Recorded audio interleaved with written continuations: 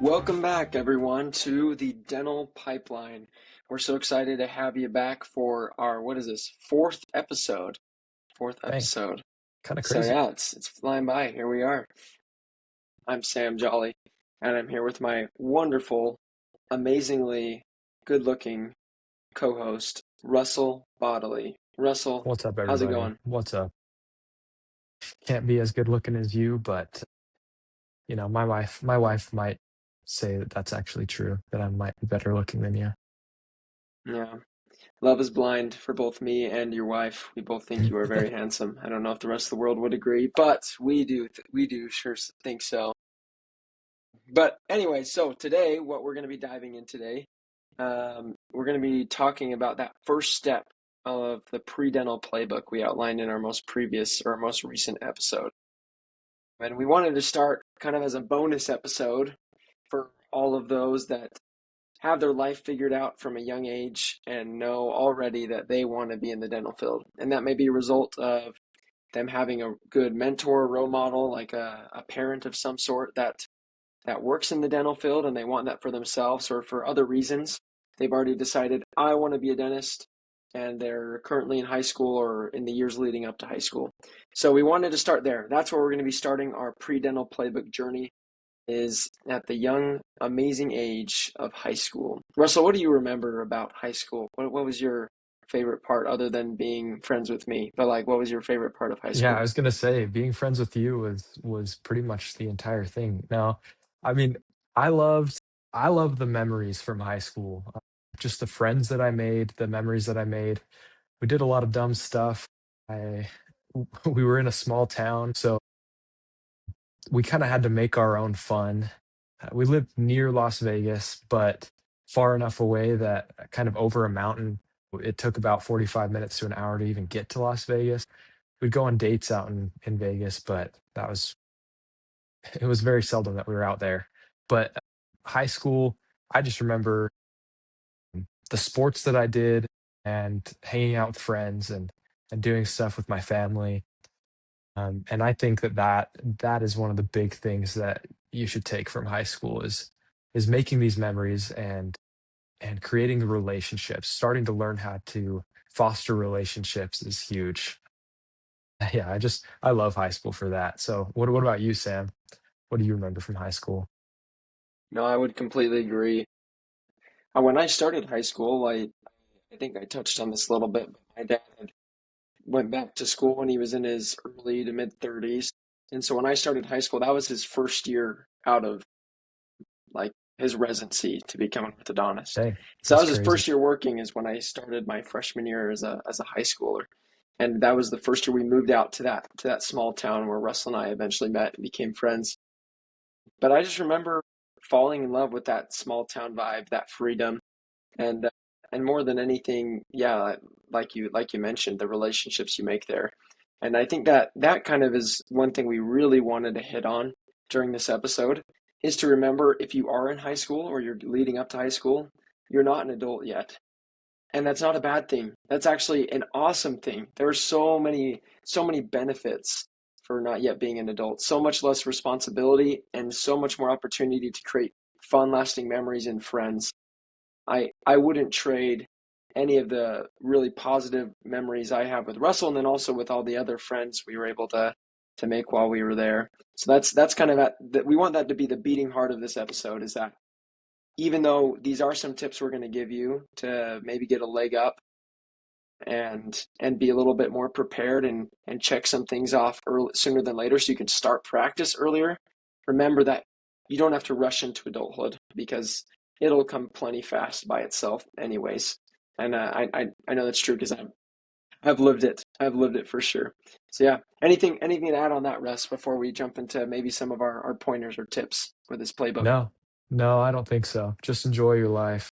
You're never gonna have anything like that again. Once you move out from under the roof of your parents, you've got to start making money. You've got to start being an adult.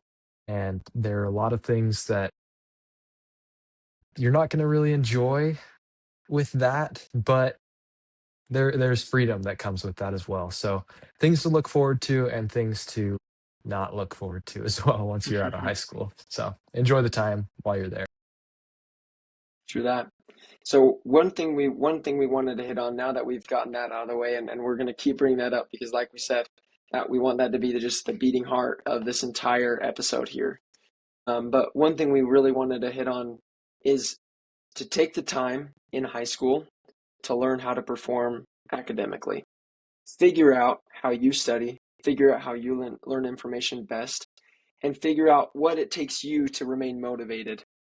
Coming back to previous episodes where we talked about finding that why, make sure you have that why even as early as high school.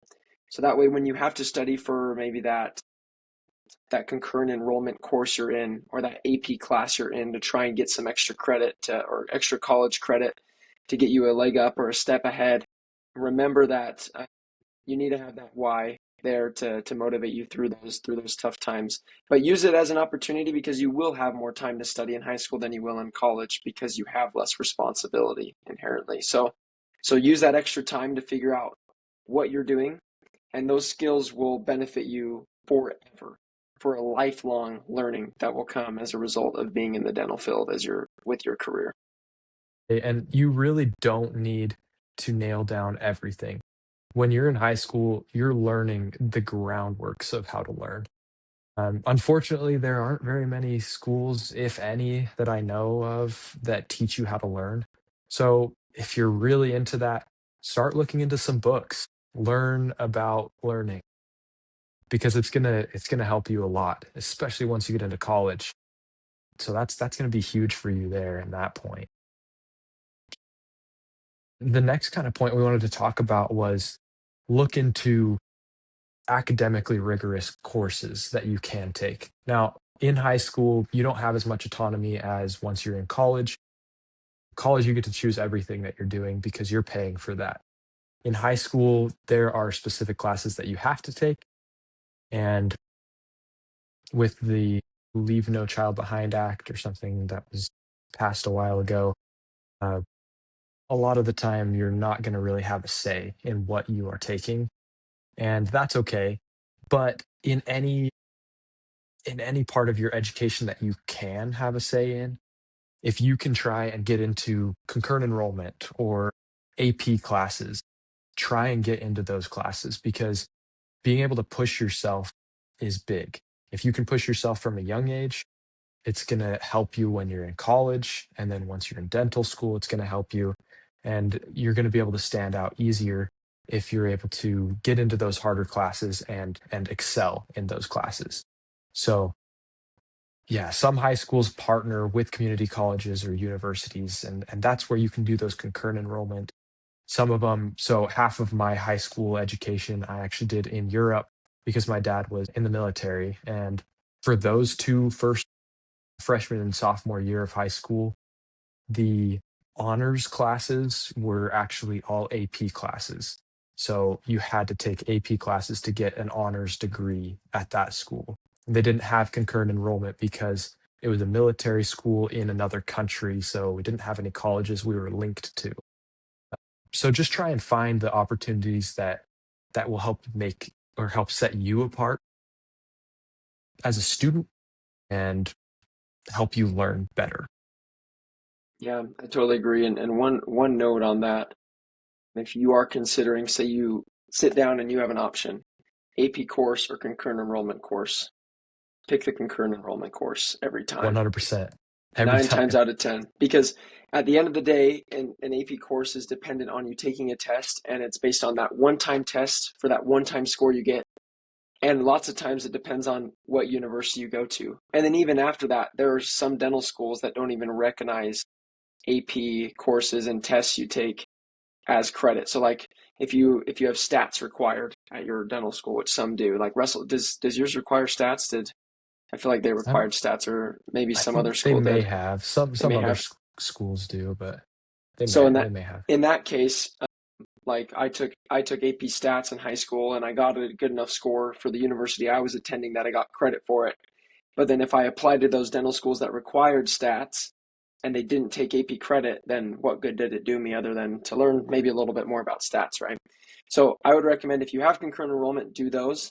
And do those not only because, and don't only do concurrent enrollment you feel like will apply to dentistry, but doing those will also help knock out a ton of your generals. Like Russell and I were both able to take psychology, economics, some of these courses that weren't necessary or a prereq for dental school, but helped us chop off a semester of undergrad, which was super beneficial.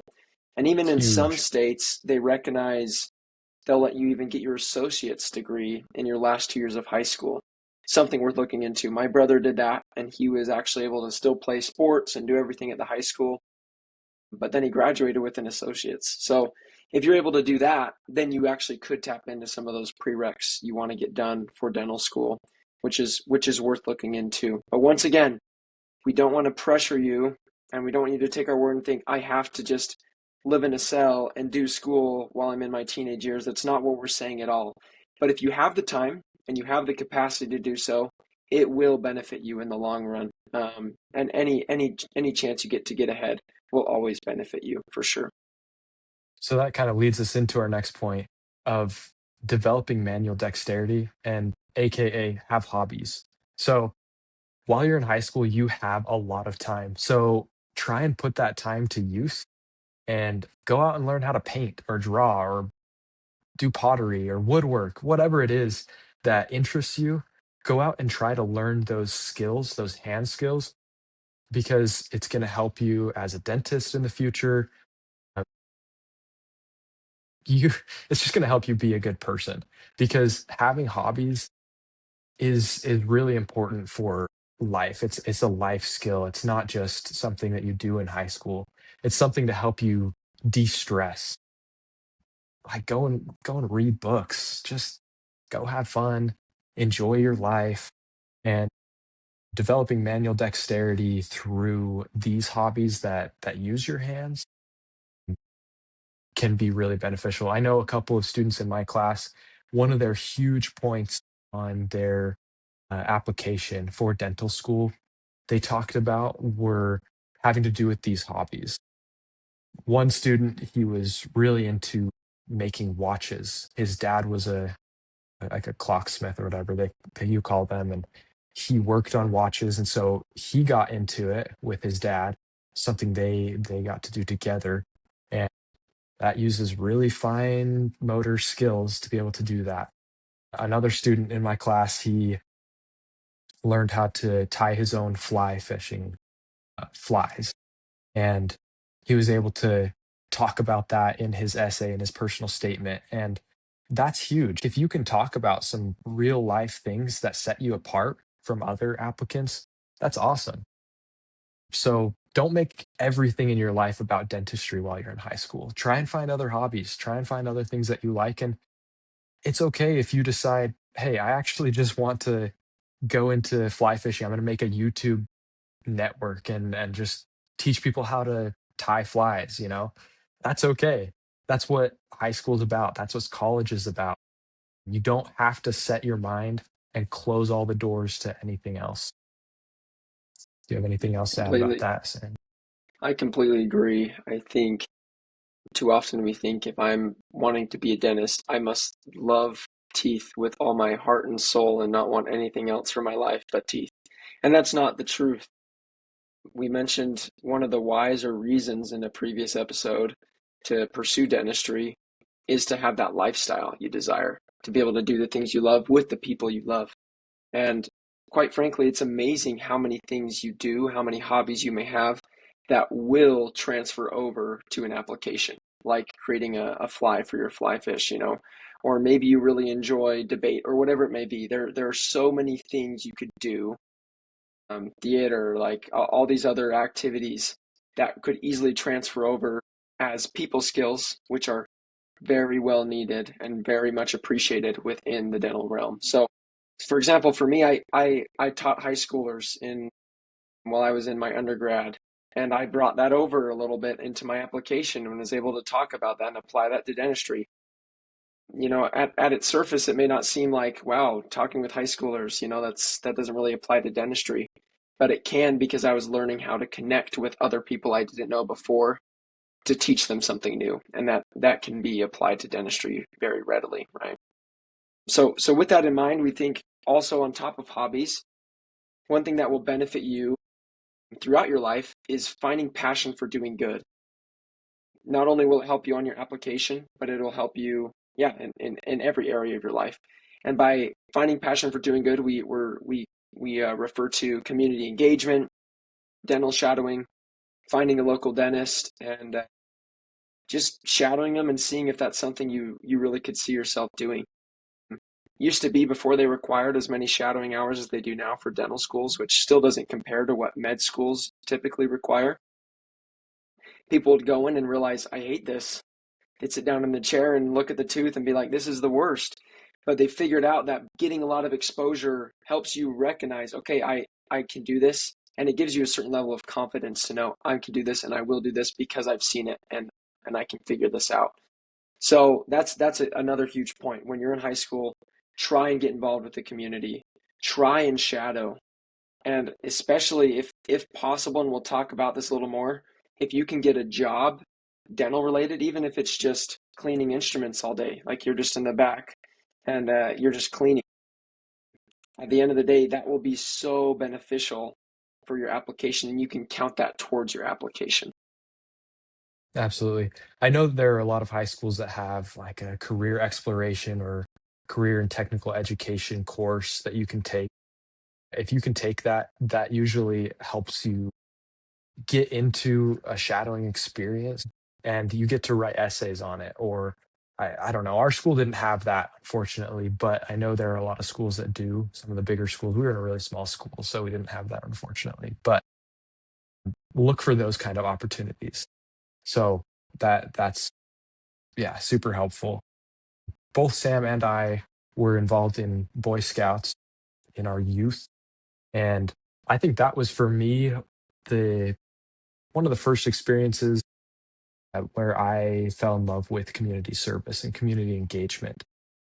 I am an Eagle Scout, and for my Eagle project, I went out into the community, found some need, and had to learn those social skills from a young age and create a project and get a bunch of people to come and help me. And it was super fun and it was super fulfilling. One of the huge reasons that I am going into dentistry is because serving other people is very fulfilling and it helps you feel good about yourself too. And that's important. You want to feel good about what you do. And so find things that motivate you like that. You don't have a lot of time, or you have a lot of time and very little responsibility. So, like Sam said, try and get like a dental assisting job or sweeping and cleaning up and restocking the bathrooms in a dental office. That's pretty cool too. And that gives you just exposure to the dental life.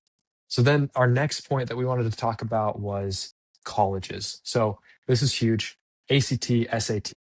That's going to be your very first experience to standardized tests. Sam, what do you have to say about standardized testing? Yeah, I think one thing you'll recognize very soon is standardized tests. You'll create a love-hate relationship with them. And it might be more hate right at the beginning. But once you put in the time to figure out how the test makers write that test, how they develop it, you can almost get inside their head and see the test from this new light, like, oh, this is that type of question that they frame.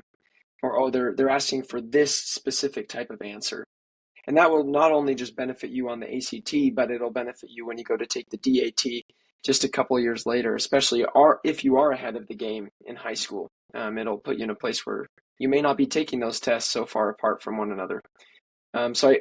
The biggest thing I'd recommend with any standardized test is get practice. If you can take as many practice tests as you can for the ACT, the better. And that's the same for the DAT. Like I think Russell and I both took around 15 practice tests before we went in and actually sat and took the DAT for the first time. And that benefited both of us. We were able to get really good scores and get into dental school because we were able to put in that time and practice what that test would look like, get familiar with the test structure, how questions were asked, what answers they're looking for. And that was super beneficial.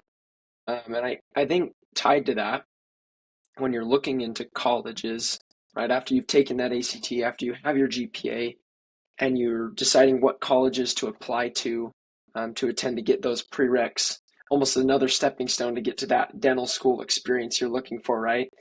When you're applying to those, make sure you go in with maybe you know, a microscope a little bit and look and try and see what their health and science programs look like. Figure out what does their biology course look like? How's their chemistry department? How do students from this university compare to other students when they take the DAT? And I'm not sure how much of that information you can find online, but I know as you ask around, you'll be able to figure that out pretty quickly.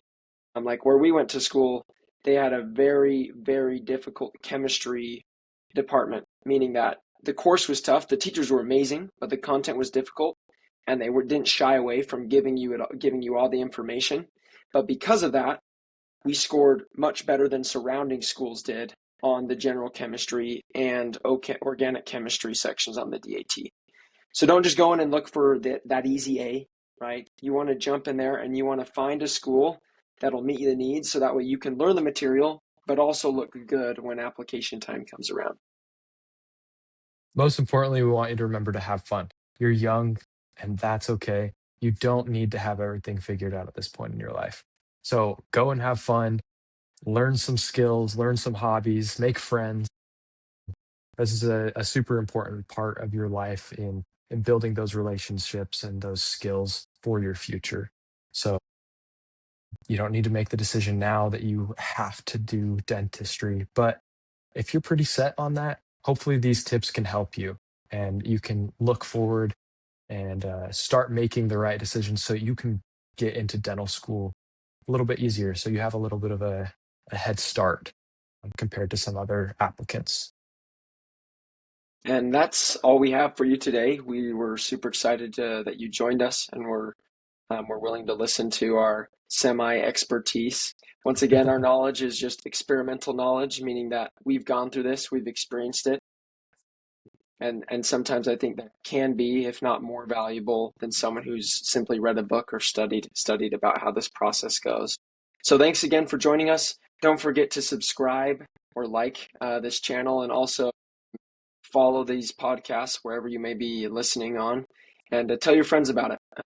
Like we said, we want this to be a community of collaboration. If you know someone that could really benefit from this video or podcast, please send it their way. We'd love for them to join this community we're trying to create here with the dental pipeline. So stay sweet, but not too sweet, because that will give you cavities. We'll see you next time on the dental pipeline. Cue that outro.